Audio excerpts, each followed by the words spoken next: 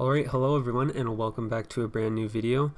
Today we're actually going to be doing something a bit different, and what I mean by that is we are going to be starting a new development series involving Minecraft servers. Now, this isn't normal Minecraft, of course. This is more so Bucket and Spigot, and by no means is this a tutorial on how to create a server. It's more so the development after you already have it prepared.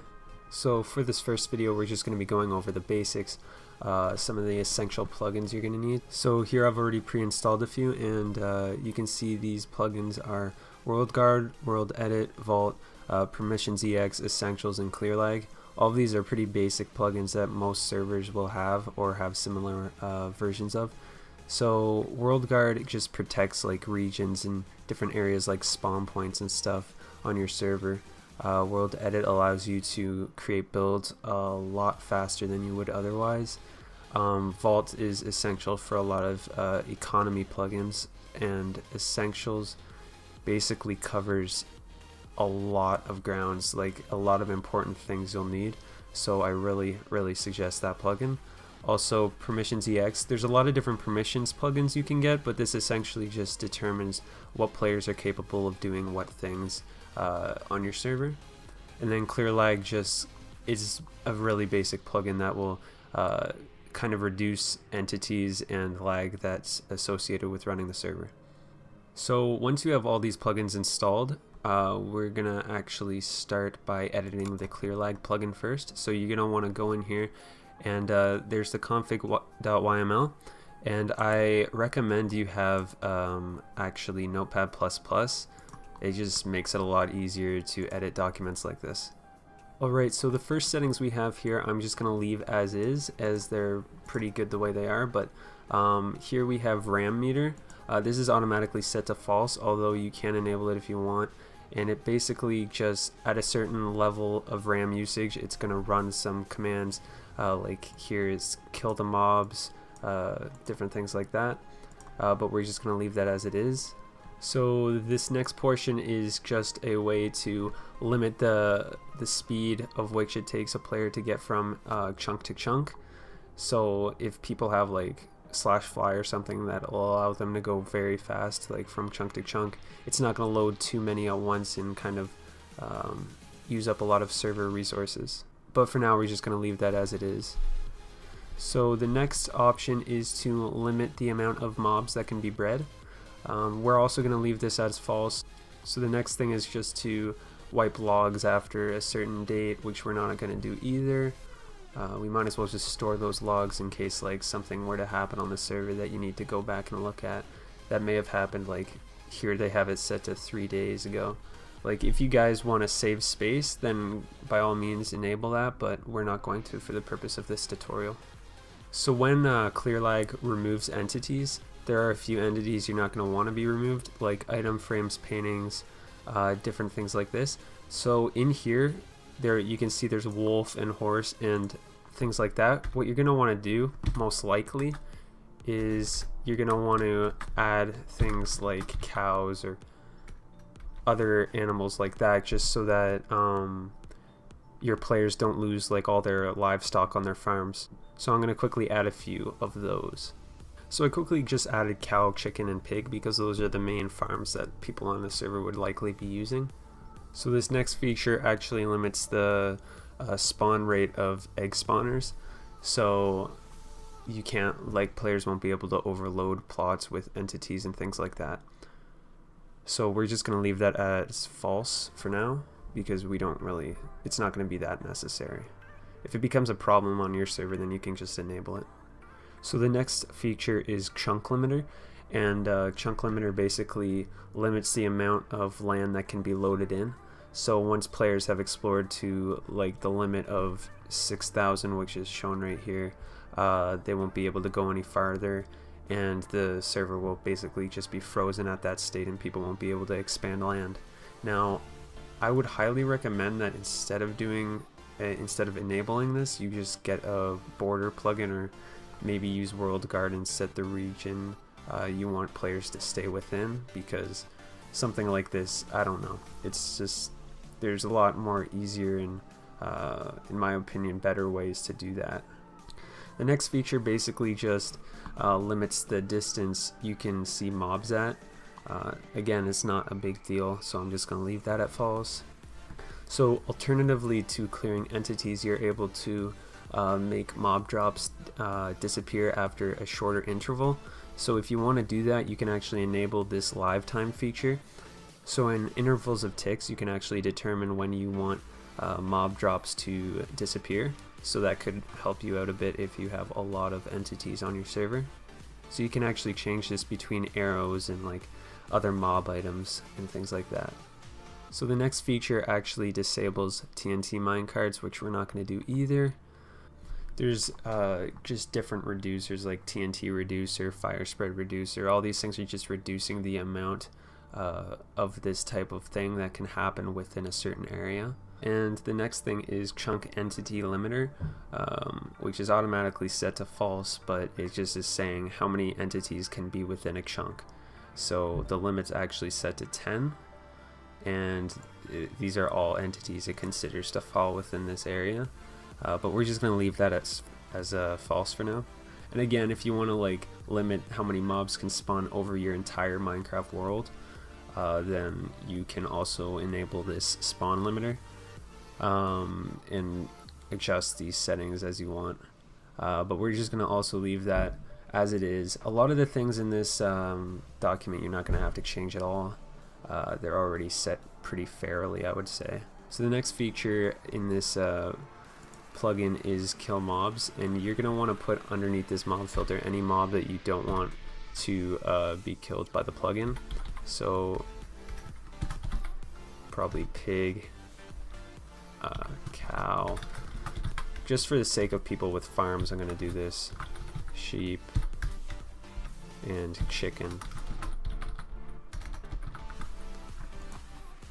So mob spawner is basically a limitation on how many mobs can spawn around a mob spawner in a certain amount of time. So you're probably going to want to leave this as false, although if you're really having issues with it, you can always enable it and set the max limit to that area there. And now one of the most important features of this plugin is the auto removal. By default it's enabled to true, and here you have the broadcast message, which you can actually change. So what I'm suggesting you do is maybe say like server name, whatever your server name might be, and then it'll say removed, the removed amount, and then entities, and that's perfectly fine. And you're going to want to keep broadcast removal to true so that players know that it removed the entities. Now you can basically skip all of this, but you can go down to the warnings. This is basically just warning the players that in this amount of time the entities are going to be wiped. So of course we're going to want to put server name, whatever your server name is. I'm just putting server name as an example. And warning, ground items will be removed in this amount of time. That's pretty good.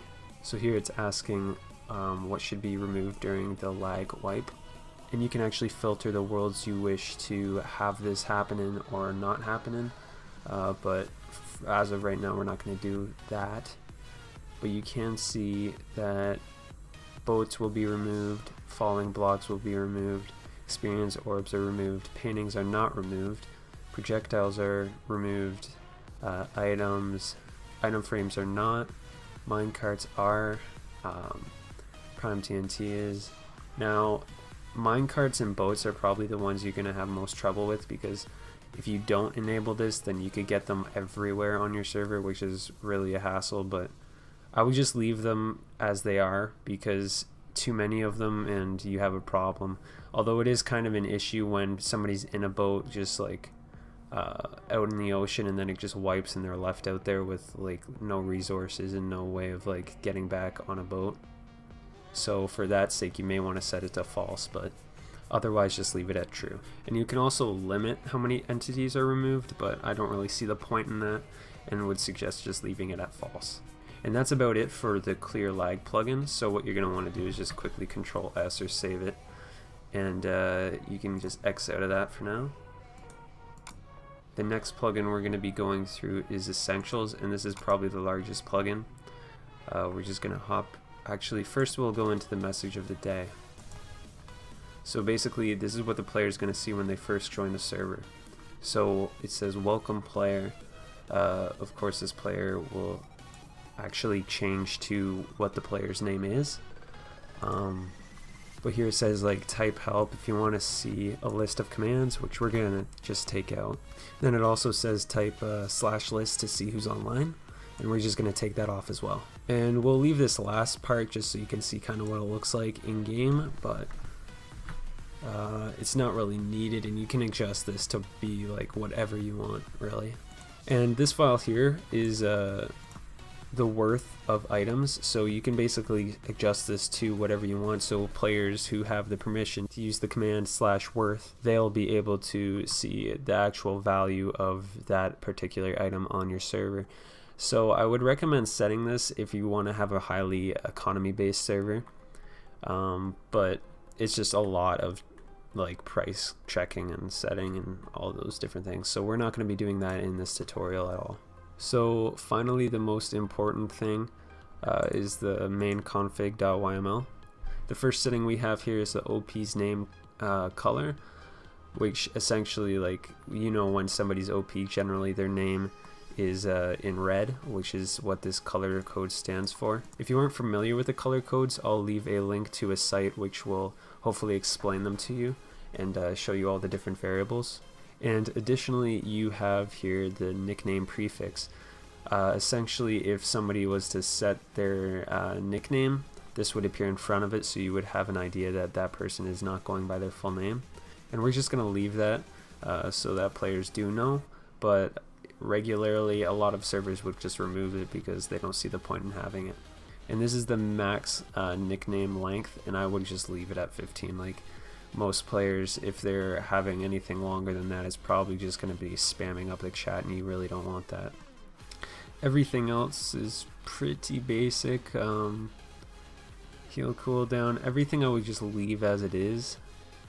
Here's the item spawn blacklist, which you may want to adjust if you don't want specific items to be acquired in the game. Like, some people may not want minecart hoppers in their game because of some exploits, but you can remove that through this. So here are some overridden commands, which basically, if a plugin conflicts with Essentials, then it'll just override it and make sure that this is the plugin that the command is first referred to. So in the case of like /repair or something, that might be good to put in here, because I know some like MCMMO will conflict with that, but you can also use /e-repair, I think, which stands for Essentials Repair, which is another workaround instead of using this. So we're just going to leave that as it is. And of course they have a list of all the player commands that are available. We're not going to have to touch that. So here you can actually set up your kits. So as you can see, it automatically comes with kit tools, kit D tools, which stands for diamond tools, kit notch, kit color, kit firework. We're probably going to remove all of these, but for the sake of right now, we're just going to leave them as is. Now here, if you want to have like players have the ability to create certain signs, or if you want to give them the permission to make those signs, you're going to have to take away these slashes in front of the signs, because this is basically disabling them. So the ones we're enabling right now are just some basic ones that as an admin or owner you may want to use around your server spawn, or maybe give some players the permission to use themselves, but by no means do you need to do this. So this feature is also a very beneficial one. If you use /list, you're probably familiar with /online. /list is exactly the same thing. It just allows you more customization, in my opinion. So you're going to be able to like show the groups and then show the players within the groups, and if you don't want to show certain groups, then you can also adjust that. So here you have remove God on disconnect. Some servers may want to do this because if a player has the ability to use /God because it's a PvE server or whatever, but they're in like a lava pit or something when they go offline, and perhaps like getting in that lava pit, they were cheating or doing something. If you want to set this to true, then when they reconnect, they're going to be killed, most likely. But if you leave it as false, then it's probably more safer for the player, depending on what your server is aiming to do. So auto AFK is basically the amount of time it takes until the player is declared as AFK. So if you're just sitting there inactive, eventually it will declare it in chat, this person so and so is now AFK. But below that is auto kick for being AFK. So if you want to set this to an interval, you could say, I don't know, 3000 or something. You could say at that point in time the player is kicked from the server for being AFK. This will just prevent like a lot of people from maybe filling up your server and not actually being active. So if you only have like a 20 slot server, I would probably recommend enabling that. You can also freeze AFK players, not really necessary, but it's still there. Disable item pickup when AFK, you can do a whole bunch of different options here for when they're AFK, which you can fiddle around with if you want, but we're not going to be touching any of that in this video. So this also disables the death messages right here, and I would just really recommend doing that, because if you get to have like, I don't know, 40 or so people on your server and they're already flooding chat with their whatever it is they're talking about, and we then add death notifications onto that, like the chat's just going to be so full you're not going to be able to get anything done. So it's better just to leave that as true. So this allow silent join and quit option basically allows players to join the server without publicly acknowledging it. So if you're maybe an owner or whatever and you want to be able to work on your server without people randomly noticing and then just starting to yell in the chat and say, hey, give me this, give me that, then maybe that's what you'll want to set to true. So I'm going to set it to true, just for the fact that it also floods the chat when a bunch of people are joining or disconnecting. It can get to be kind of a hassle on the server's chat. Now what I do suggest doing is creating a custom join message, which you can actually shorten to be of a smaller length. So I'm going to quickly do that, and I'll see you in a second. Alright, so I added a join and quit message. Basically it's just your username, but in front of it it'll have a plus symbol in between brackets or a minus symbol in between brackets, just to let you know that somebody either joined or disconnected from a server.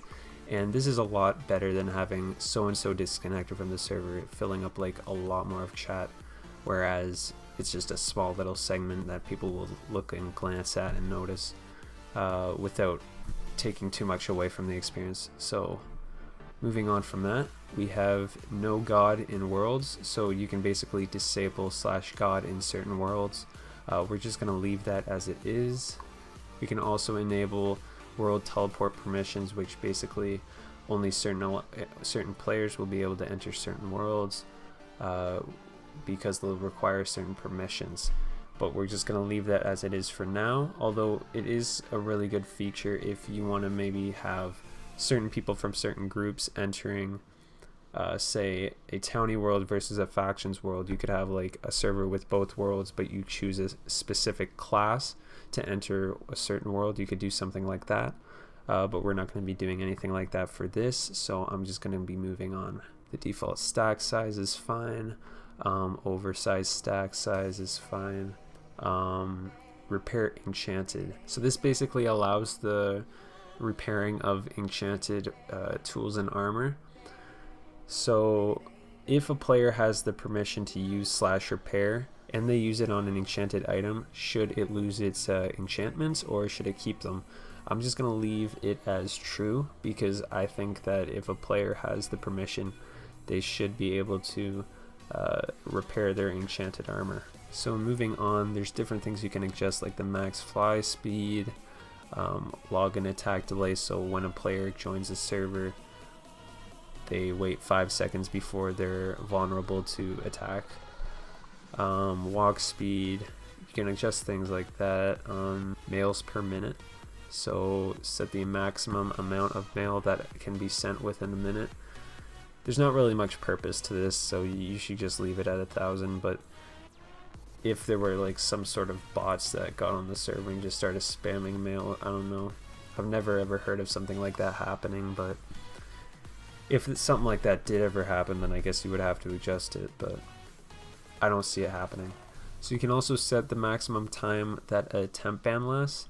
I'm actually going to set this to a day, just because if you have staff members and they're looking to temp ban somebody, you should probably have a specific time amount set so that they don't have to set the time amount, because that could get to be a hassle and somebody may mistype something and then the player's never going to get to come back on, right? So I would highly recommend setting something here.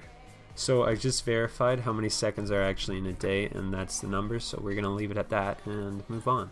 And the rest of these features are pretty basic, so we're just going to move on.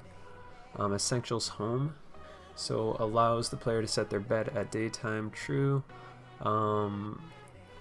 World home permissions are false, that's fine. So here you can actually set how many homes each rank gets. So by default it just adds the ranks default, VIP, and staff. So default has 3, VIP has 5, staff has 10. We're going to leave this as is until we actually get into a video where we're setting up ranks and permissions like that. But for now we're just going to leave it as is. And the TPA accept cancellation, this is basically how long until a player's teleport request times out. So this is 2 minutes, and we're just going to leave it like that. Now the next thing we have is the starting balance, and I would recommend starting at something like $100 or so, just to give the player a little bit of